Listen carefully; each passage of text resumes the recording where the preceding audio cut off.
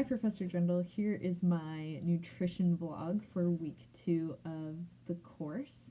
So, one thing I found interesting about the material from this week was kind of that nutrition fact and fiction section. A lot of it I'm kind of familiar with, but I think a lot of it I just never realized was more fiction than fact. So, one of the things I thought was really interesting was looking at the different marketing strategies that companies and grocery stores, etc., use to promote a product, and that includes, product placement and literally simple things like lighting and the flooring, etc. But I really thought the red flag section was interesting because a lot of those things I kind of thought were reliable aren't necessarily as reliable as we think.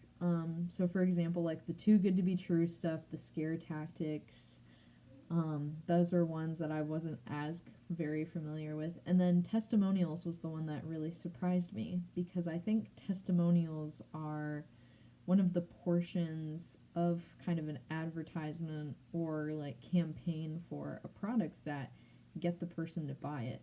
Like hearing a testimonial is something I believe is very persuasive. So I found that really interesting that most testimonials honestly aren't really that much fact, they're more fiction. Um, so that's what I thought was interesting.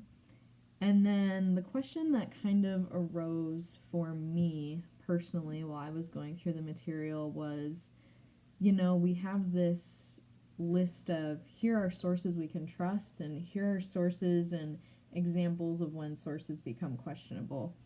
And we have to consider what we're really reading. But I think the question I have is kind of like it sounds a little bit far fetched, but it's kind of a who can really be trusted question, because I think there are more biases in this kind of area that we realize. And every company, most companies are going to have some sort of bias. And it brings me back to, kind of makes me think of my meta ethics class last semester where we talked about people in government, like people in pharmaceutical companies paying government officials to, promote their products or give them money. So it kind of like brings me back to that sort of thing. So it's kind of a question of like, yes, here's kind of the guidelines for a general list of how we should be going about this, but kind of really who can be trusted.